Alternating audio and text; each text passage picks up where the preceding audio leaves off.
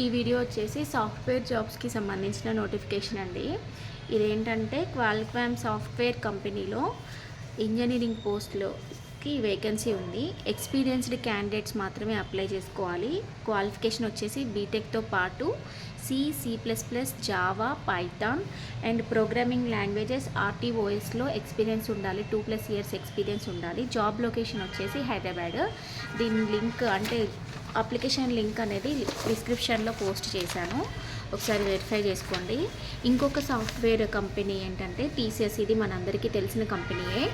Job location వచ్చేసి హైదరాబాద్ అనమాట. Post name వచ్చేసి ఒరాకిల్ క్లౌడ్ టెక్నీషియన్స్ అనమాట. సో 3+ years ఎక్స్పీరియన్స్ ఉన్న వాళ్ళంతా బీటెక్ చేసి 3 years ఎక్స్పీరియన్స్ ఒరాకిల్లో ఉన్న వాళ్ళు ఎవరైనా ఉంటే అప్లై చేసుకోవచ్చు. లాస్ట్ డేట్ వచ్చేసి September 28. నెక్స్ట్ ఫ్రెషర్స్కి దీనికి సంబంధించిన TCSకి సంబంధించిన లింక్ కూడా నేను డిస్క్రిప్షన్లో ఇచ్చాను, ఒకసారి వెరిఫై చేయండి. నెక్స్ట్ అన్ని ఎక్స్పీరియన్సే కాదు, ఫ్రెషర్స్కి కూడా ఉంటాయి జాబ్స్. ఇది కూడా మళ్ళీ డిగ్రీ క్వాలిఫికేషన్స్ అనమాట. Wipro L1 tech support engineering పోస్టులు క్వాలిఫికేషన్స్ వచ్చేసి డిగ్రీ క్వాలిఫికేషన్ అయి ఉండాలి. స్కిల్స్ వచ్చేసి MS Excel, neutral voice and accent, call management, multi task, process knowledge and analytical skills ఉండాలి అండి. సో జాబ్ లొకేషన్ వచ్చేసి బెంగళూరు. ఫ్రెషర్స్కి జాబ్ లొకేషన్ వచ్చేసి బెంగళూరులో ఉంది. సో ఈ డిస్క్రిప్షన్లో ఈ 3 జాబ్స్కి సంబంధించిన లింక్ని నేను కాపీ చేశాను, ఒకసారి వెరిఫై చేయండి. ఇంకొక విషయం ఏంటంటే సాఫ్ట్వేర్ కంపెనీస్లో ఫస్ట్ మంచి నేమ్డ్ కంపెనీస్లో రావడమే చాలా పెద్ద గొప్ప అవకాశం. అట్లా అవకాశాలు ఉన్నప్పుడు మీరు వాటిని వదులుకోకండి. నాకు స్కిల్స్ లేవు, నేను మాట్లాడలేను, నేను ఇంగ్లీష్ టాకింగ్ ఫ్లూయెన్స్గా రాదు, అవన్నీ ఫోబియా అనేది ఉంటుంది. ఏదైనా సరే అన్నీ మనకి పుట్టుకతోనే రావు. మీరేంటంటే ఫస్ట్ మీరు అప్లై చెయ్యండి, అది వచ్చిందా రాలేదా అన్న విషయం తర్వాతకి. మీకు ఒక ఎగ్జాంపుల్ చెప్తా. మా ఫ్రెండ్స్ 2013లో నేను డిగ్రీ ఫైనల్ ఇయర్ అనమాట. అప్పుడు వాళ్ళకి ఓన్లీ స్టడీ తప్ప ఏదీ రాదు, ఇంక్లూడింగ్ మీ ఆల్సో. ఇప్పటికీ కూడా పెద్ద బయట నాలెడ్జ్ లేదు నాకు. సబ్జెక్ట్ నాలెడ్జ్ అయితే ఎంతో కొంత పర్లేదు అన్నట్టు ఉంటుంది, కానీ బయట నాలెడ్జ్ నిల్ అనమాట.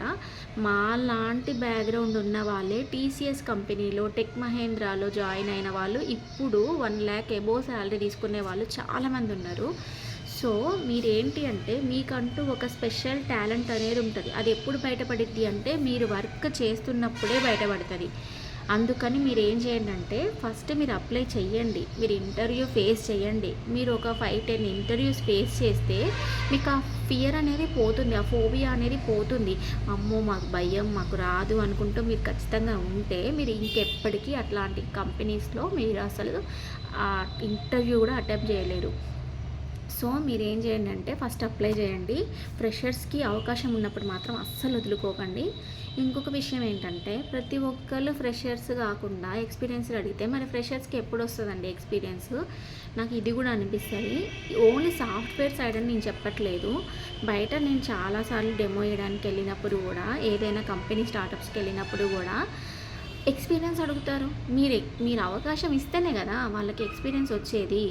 సో కొత్త వాళ్ళకు కూడా అవకాశం ఇవ్వండి. అట్లాంటప్పుడే వాళ్ళకి ఎక్స్పీరియన్స్ అనేది వస్తుంది. ఒక్కసారి పుట్టుకతో ఎవరు కూడా ఏమంటారు కదా, పచ్చడి మెతుకులు తినలేరు అని చెప్పేసి. సో ఫస్ట్ పరమాన్నమే తింటాం మనం. ఎదుగుతున్న కొద్దీ పచ్చడికి కూడా తినడానికి అలవాటు పడిపోతాం. లైఫ్ కూడా అంతే, మనకు అన్నీ ఒకేసారి రావాలంటే రావు. వన్స్ మనం ఒక స్టెప్ అనేది ముందుకేసిన తర్వాత ఆటోమేటిక్గా మనంతటా మనమే మూవ్ అయిపోతాం, అన్నీ నేర్చుకుంటాం కూడా. సో ఈ కింద జాబ్స్ నేను లింక్ అనేవి డిస్క్రిప్షన్లో కాపీ చేసా, ఒకసారి వెరిఫై చేసి అప్లై చేసుకోండి. డిగ్రీ స్టూడెంట్స్ అందరు ఎవరైతే డిగ్రీ కంప్లీట్ అయిన వాళ్ళు ఉన్నారో వాళ్ళందరికీ మన TCS విప్రో అయితే బెంగళూరులో ఉందండి. విప్రో వచ్చేసి జాబ్ లొకేషను. ఫ్రెషర్స్కి మాత్రం విప్రోలో ఓపెనింగ్స్ ఉన్నాయి, ఒకసారి ట్రై చేయండి. Thank you.